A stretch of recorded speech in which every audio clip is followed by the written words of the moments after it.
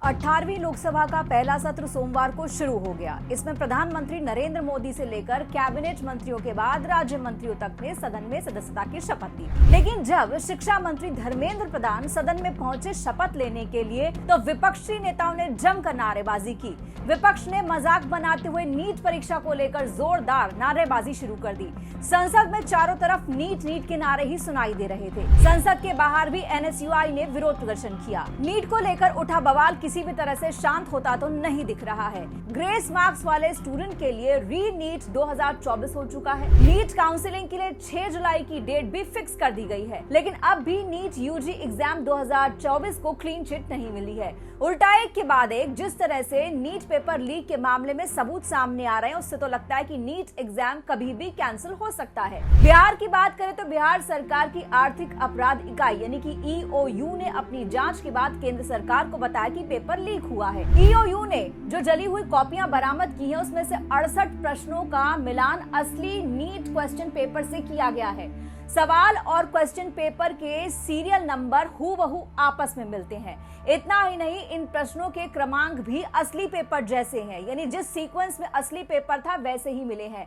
ये रिपोर्ट शिक्षा मंत्रालय को भी सौंप दी गई है, जिसके बाद मंत्रालय ने मामले की जांच अब सीबीआई को सौंपने का फैसला कर लिया था। सीबीआई के हाथ में अब जांच पहुंच चुकी है। जली हुई कॉपियां 5 मई को ही मिल चुकी थी, जब पेपर लीक मामले में उम्मीदवारों को गिरफ्तार किया गया था। नेशनल टेस्टिंग एजेंसी यानी कि एनटीए द्वारा शुरू में राज्य सरकार के साथ ऐसी कोई भी जानकारी साझा नहीं की गई। एजेंसी ने नीट पेपर शेयर करने की अनिच्छा दिखाई थी। इस कारण ईओयू को इनका मिलान करने में काफी देरी हो गई। बिहार पुलिस ने जिन गिरफ्तार उम्मीदवारों के घर से जली हुई कॉपियां बरामद की थी, उनमें से एक कागज के टुकड़े पर तो परीक्षा केंद्र का स्पेशल कोड भी लिखा मिला है। ईओयू की रिपोर्ट में कहा गया है कि कोड ओएसएस स्कूल का है, जो झारखंड के हजारीबाग स्थित एक सीबीएसई स्कूल का है। ये एनटीए द्वारा नामित नीट परीक्षा केंद्र भी था। अगर सूत्रों की माने तो जब टीम ने स्कूल का दौरा किया और उन सभी लिफाफों और बक्सों को उठाया जिसमें ये पेपर आए थे, तो देखा कि एक लिफाफा दूसरे छोर से कटा हुआ है। यूजुअली होता क्या है कि प्रश्न पत्रों को लेकर जाने वाले सभी टेम्पर प्रूफ लिफाफे होते हैं, जो हमेशा एक स्पेसिफाइड हाईलाइटेड जगह से ही फाड़कर या काटकर खोले जाते हैं और इसकी ट्रेनिंग भी स्टाफ को दी जाती है। लेकिन एक लिफाफा खास तौर पर गलत तरीके से खोला गया था। इस मामले में ओएसएस स्कूल के प्रिंसिपल एहसान उल हक ने कहा कि हो सकता है स्कूल में पैकेट पहुंचा हो और उससे पहले ही ये पेपर लीक हो गया हो। और तो और नीट पेपर लीक मामले में सबसे बड़ा कबूलनामा भी अब तक का सामने आ चुका है।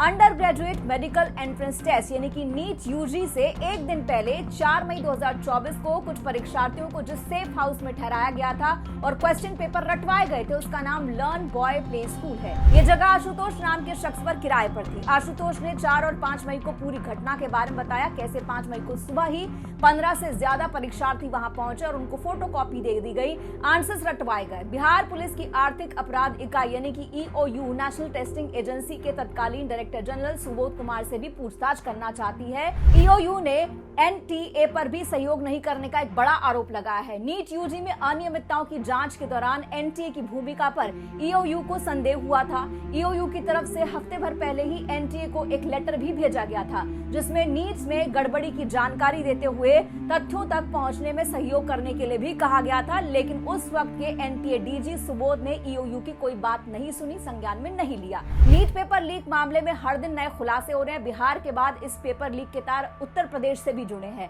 सिकंदर प्रसाद यजुवेंद्र, अमित आनंद और संजीव मुखिया के बाद पेपर लीक मामले में एक और नाम जुड़ा है, रवि अत्री का। रवि अत्री को यूपी पुलिस भर्ती लीक मामले का मास्टरमाइंड माना गया है। 10 अप्रैल को यूपी एसटीएफ ने इसे गिरफ्तार भी किया था। रवि अत्री ने राजीव नयन मिश्रा के साथ मिलकर उत्तर प्रदेश में पुलिस भर्ती परीक्षा का पेपर लीक किया था।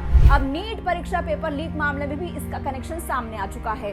बिहार पुलिस की ईओयू को शक है कि रवि अत्री गिरोह ने ही नीट एग्जाम के पेपर को लीक किया है और परीक्षा से ठीक एक दिन पहले क्वेश्चन पेपर सॉल्व गैंग तक पहुंचाया गया। पुलिस के मुताबिक आरोपियों ने झारखंड के रास्ते बिहार तक ये पेपर पहुंचाए थे। रवि अत्री के तार नीट पेपर लीक के आरोपी बिहार के संजीव मुखिया और अतुल वत्स से जुड़े हुए हैं।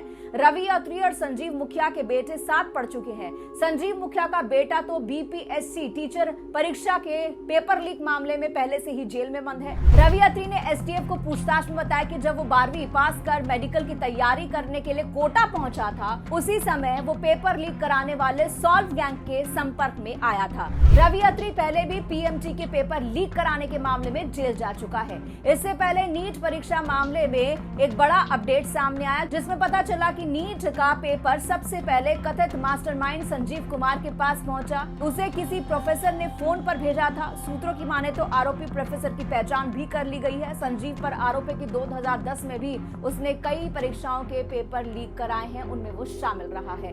अब देखना है कि ये नीट वेव जो शुरू हुई है, नीट पेपर लीक मामले में आगे सरकार क्या कुछ करती, क्योंकि गंभीर मुद्दा बन चुका है।